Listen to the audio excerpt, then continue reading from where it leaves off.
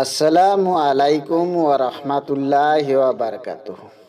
সম্মানীয় দর্শক ভাই বন্ধুরা, আপনারা কেমন আছেন? আশা করং মহান রাব্বুল আলামিনের অশেষ অশেষ মেহেরবানিতে আপনারা সবাই ভালো আছেন।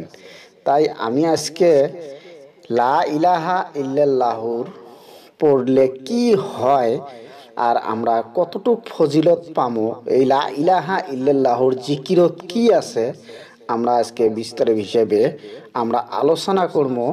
এই লা ইলাহা ইল্লাল্লাহুর জিকিরত কি আছে, আপনারা মনোযোগ দিয়ে শুনেন। এই লা ইলাহা ইল্লাল্লাহু যে ব্যক্তি পড়বে তার জন্যে আসমানের দরজা খোলা। সুবহানাল্লাহ। তার জন্যে আসমানের দরজা খোলা, এমনকি আল্লাহর আরশ পর্যন্ত পৌঁছে যায় ওই জিকির। যখন নাকি আল্লাহর আরশ পর্যন্ত ওই জিকির পৌঁছে যায়, তখন ওই বান্দা যদি পাহাড়ের সমান গুনাহ করি থাকে, মহান রাব্বুল আলামিন তার গুনাহকে সাথে সাথে মাফ করে দেয়। সুবহানাল্লাহ। তাই আমরা যাতে লা ইলাহা ইল্লাল্লাহুর জিকির হরদম হর নিঃশেষে আমরা পড়বের পাই। আবার শোনেন কি লিখছে, এই লা ইলাহা ইল্লাল্লাহুর জিকিরটে যদি সাতবা আসমান জমিন একত্র করিয়ে একটা পাল্লার মধ্যে রাখে, আর লা ইলাহা ইল্লাল্লাহু যদি আরেকটা পাল্লার মধ্যে রাখে, তথাপি ওই লা ইলাহা ইল্লাল্লাহুর সমতুল্য হবার নয়।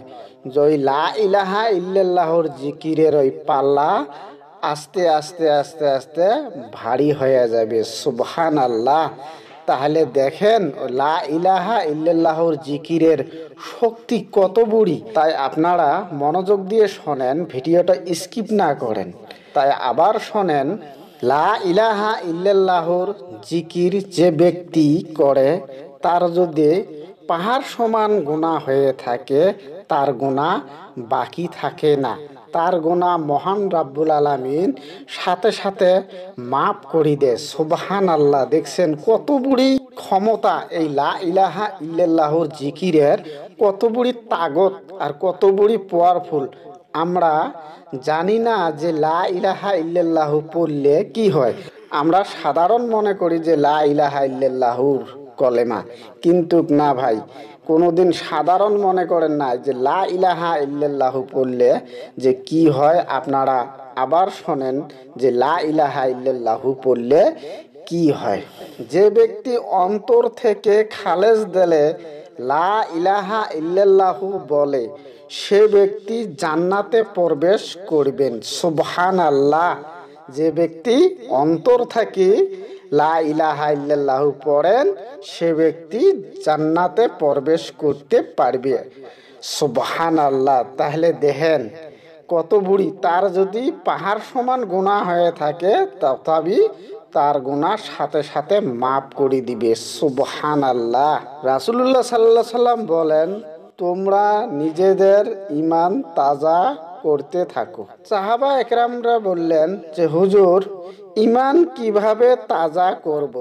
তখন রাসূলুল্লাহ সাল্লাল্লাহু আলাইহি সাল্লাম বললেন, লা ইলাহা ইল্লাল্লাহু পড়তে থাকো। আবার শোনেন, রাসূলুল্লাহ সাল্লাল্লাহু আলাইহি সাল্লাম বলেন, লা ইলাহা ইল্লাল্লাহু আল্লাহ পর্যন্ত পৌঁছিতে কোনো জিনিস বাধা দেয় না। লা ইলাহা ইল্লাল্লাহু জিকির করলে কোনো শয়তান কোনো জিনিস বাধা দিতে ক্ষমতা হবেন নয়। লা ইলাহা ইল্লাল্লাহুর যে কতটুক পাওয়ার, এই জিকিরে আপনাদেরকে জান্নাতবাসী করবে। তাই আপনারা এই জিকিরটা হরদম হর নিঃশেষে আপনারা এই জিকিরটা পড়বার জন্য চেষ্টা করবেন। এই জিকিরটা পড়ে যাবেন। এই জিকিরটা ভাইরে মরণকালে যদি আপনারা এই জিকিরটা কয়া মৃত্যুবরণ করতে পারেন, তাহলে আপনারা বিনা হিসেবে জান্নাতবাসী হবেন। ভাইরে কয়জনে মরবের সময় এই জিকিরটা কবার নসিব হয়? দেখেন ভাই, যারা নাকি সব সময় এই জিকিরত মগ্ন হয়ে থাকে, জুপি থাকে, তারাই এই মরণকালেও শয়তানে বাদী হবার পায় না। মরণকালেও তার মুখ দিয়ে লা ইলাহা ইল্লাল্লাহু পড়তে থাকে, তাই নিশ্চয় জান্নাতবাসী হবে। তাই আমাদেরকে মহান রাব্বুল আলামিন যাতে এই জিকিরের মগ্ন করি দেয়, এই জিকির পড়বের জন্য তৌফিক দান দেয়। তাই আমরা যাতে সবাই মিলি এই জিকিরের মগ্ন হই, এই জিকিরের ধ্যান কই, এই জিকির কইতে যাতে আমরা মৃত্যুবরণ করতে পারি। তাই আপনারা ভালো থাকেন, সুস্থ থাকেন। খোদা হাফেজ।